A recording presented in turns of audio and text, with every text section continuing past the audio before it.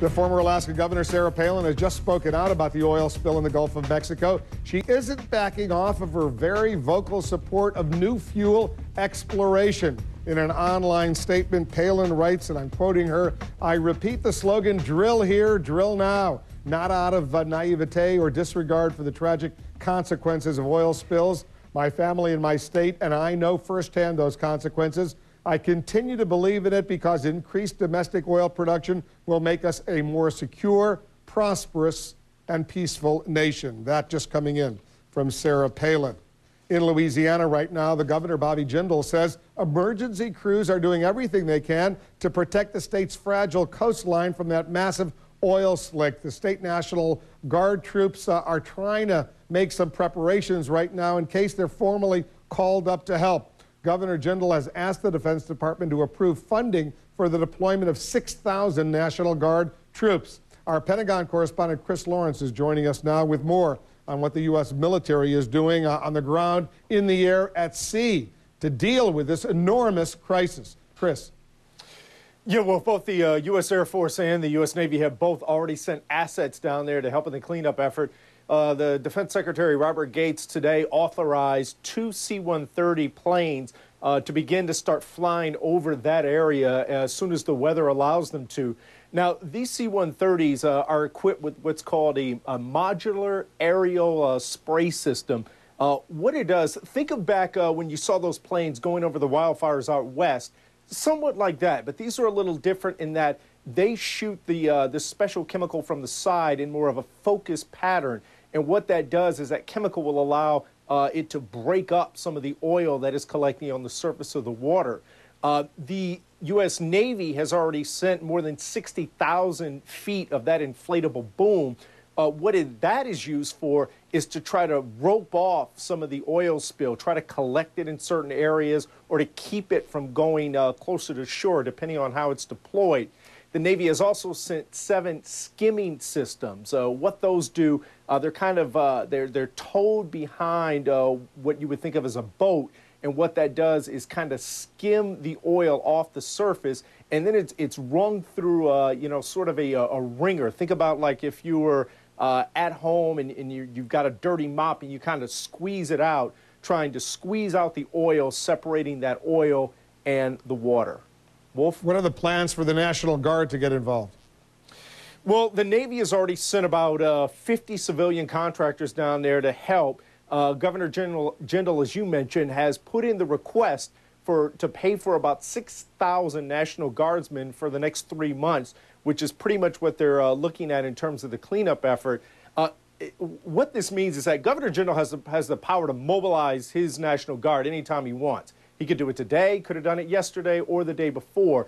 This is a matter of who's going to pay for it. The letter that he wrote to the Secretary of Defense is basically saying, we'd like the Pentagon to pay for up to 90 days, fund these guys for 90 days to do their work. And then ultimately, I think whether it's, you know, from the state of Louisiana or the Department of the Defense, that bill's going to get passed on to the BP company. Chris Lawrence over at the Pentagon working the story for us. Thank you. The Coast Guard certainly has been at the forefront of the federal government's response to this massive oil spill. And joining us now, Thad Allen. He's the Commandant of the U.S. Coast Guard. Commandant, how significant is this oil spill in the scheme of things? Wolf, it's very, very significant. I've been doing oil spill response over 30 years, and this is the most complex response I've ever been involved in for a lot of reasons. Not only the oil on the water, but because the source is 5,000 feet down on the floor bed. How many barrels a day are gushing out? Well, you know, there's been a lot of talk about that, Wolf. Early on, we said 1,000, now we're saying 5,000. I think everybody needs to understand we're watching from a video relay from a remote-operated vehicle of a product that's escaping from a pipe, and we're trying to make an estimate. And then we're trying to estimate how much we recover on the top.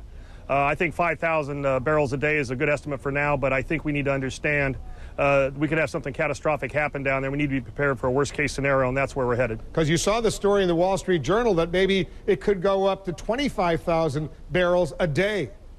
Yeah, Wolf, what we need to do is try and stop the leakage and hold what we've got.